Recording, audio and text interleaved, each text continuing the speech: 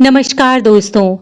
आज शुरू करते हैं कार्तिक मास महात्म के तीसरे दिन की कथा अध्याय 3 में। क्रीम कृष्णाय नमः। यह पावन मंत्र भगवान श्री कृष्ण द्वारा बताया गया है। इसे भगवान श्री कृष्ण का मूल मंत्र भी कहा जाता है। इस मूल मंत्र का जाप अपना सुख चाहने वाले प्रत्येक मनुष्य को प्रातःकाल नित्य क्रिया व स्नान आदि के पश्चात 108 बार करना चाहिए। इसके जप से जीवन से जुड़ी तमाम बाधाएं दूर हो जाती हैं और घर परिवार में सुख शांति और समृद्धि का वास होता है। वैसे तो कार्तिक मास में प्रातः स्नान, कार्तिक महात्म का श्रवण, भजन कीर्तन, दीपदान, तुलसी विवाह, यज्ञ और भंडारा आदि किए जाते हैं, परंतु कार्तिक महात्म में भगवान श्री कृष्ण ने स्वयं बताया है कि कार्तिक मास में प्रत्येक व्यक्ति को 4 काम अवश्य करने चाहिए। इन 4 कामों को कार्तिक व्रत के 4 मुख्य नियम भी कह सकते हैं। कार्तिक व्रत में ये चारों नियम पूरे करने जरूरी माने गए हैं। इन चारों नियमों का पालन करने पर ही कार्तिक व्रत पूरा हुआ माना जाता है। इन्हें हम कार्तिक व्रत के 4 अवश्य करने योग्य कार्य या 4 अंग भी कह सकते हैं, जो कि हैं पहला प्रातः स्नान, दूसरा तुलसी पूजन, तीसरा हरि का पूजन और हरि जागरण और चौथा है दीपदान। इन चारों कार्यों का अक्षरशः पालन करने पर कार्तिक मास के व्रत का महाफल प्राप्त होता है, जिससे भगवान विष्णु अत्यंत प्रसन्न होते हैं। कार्तिक मास के अंत में व्रत का उद्यापन भी अवश्य करना चाहिए। चलिए अब शुरू करते हैं आज की अपनी कथा। सागर पुत्र शंखासुर द्वारा वेद मंत्रों का हरण। सत्यभामा बोली, हे भगवान, आप तीनों कालों को जानने वाले हैं। आप काल रूप स्वरूप हैं और सब काल के समान हैं।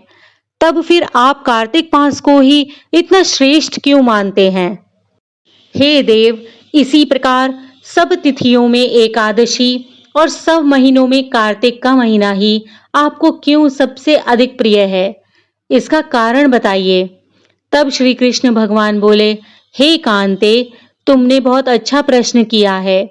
इस विषय में एकाग्र चित्त होकर राजा वेणु के पुत्र पृथु और महर्षि नारद जी का पूरा संवाद सुनो। इस संवाद को पहले महाराज पृथु ने नारद जी से पूछा था। तब नारद जी ने कार्तिक मास की महिमा का वर्णन किया था। नारद जी बोले, पहले समय में सागर का पुत्र शंखासुर नाम का एक राक्षस था।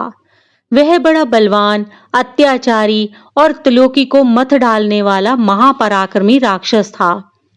उसने अपने पराक्रम से स्वर्ग को जीतकर संपूर्ण देवताओं को स्वर्ग से निकाल दिया और इंद्र आदि देवता और संपूर्ण लोकपालों के अधिकार अपने हाथ में ले लिए। तभी देवता शंखासुर के भय के मारे अपने अपने स्त्री पुत्र आदि को साथ लेकर बहुत वर्ष पर्यंत सुमेरु पर्वत की गुफाओं में रहे। तब शंखासुर ने विचार किया कि मैंने देवताओं को जीत तो लिया है, परंतु वे अब भी बहुत बलवान मालूम होते हैं। हाँ, अब मैंने जान लिया है कि वे सब वेद मंत्रों से युक्त हैं, इसी से वे इतने बलवान हैं। अतः इनके वेद मंत्रों का हरण कर लिया जाए तो वे सब स्वयं ही बलहीन हो जाएंगे। ऐसा सोचकर शंखासुर सत्यलोक में गया। उसको आता देखकर भगवान विष्णु जी बीज मंत्र व वेदों को लेकर समुद्र में छिप गए। अब शंखासुर भी बीज मंत्रों और वेदों को सब जगह ढूंढता हुआ क्षीर सागर में पहुंच गया, जहां भगवान उस समय सोए हुए थे। उसके मन में चोरी की इच्छा थी। इस कारण जब वह वेदों को चुराने लगा तो बीजों सहित वेद मंत्र भी उसके भय के कारण इधर उधर पानी में छिपने लगे। तब शंखासुर उन्हें खोजता हुआ समुद्र के अंदर विचरने लगा, परंतु उसे वेद मंत्र इकट्ठे नहीं मिले। उधर ब्रह्मा जी सब पूजन सामग्री लेकर सब देवताओं के साथ वैकुंठ लोक में भगवान विष्णु की शरण में गए। वहां भगवान को जगाने के निमित्त ब्रह्मा जी मधुर वाणी में गाने बजाने लगे और गंध, धूप, दीप आदि से बार बार उनकी पूजा करने लगे। उनकी पूजा से संतुष्ट होकर भगवान ने नेत्र खोले। तब सब देवताओं ने सहस्त्र सूर्य के समान कांति वाले भगवान विष्णु के दर्शन किए।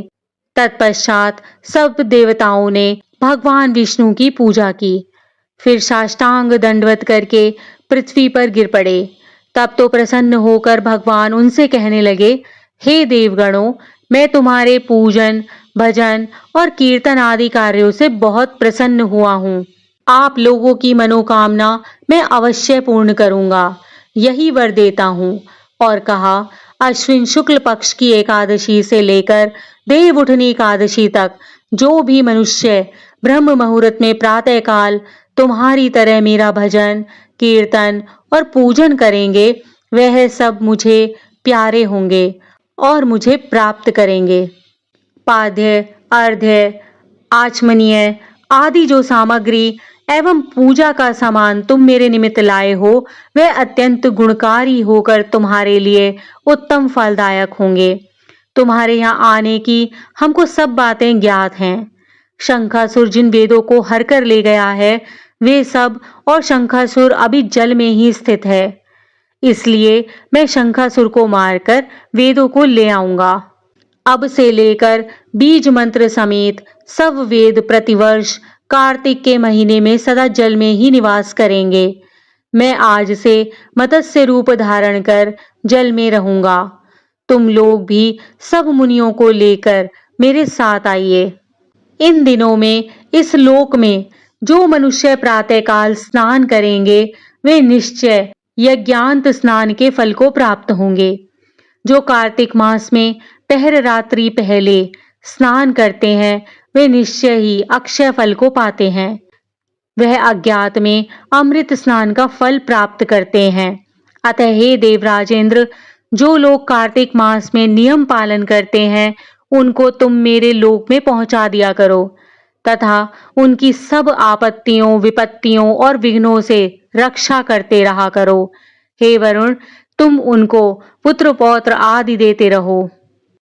हे धनपति कुबेर, तुम उनकी धन धान्य से वृद्धि करते रहना, क्योंकि कार्तिक का व्रत करने वाला जीवन से मुक्त हो जाता है और वह मेरा ही स्वरूप धारण कर लेता है।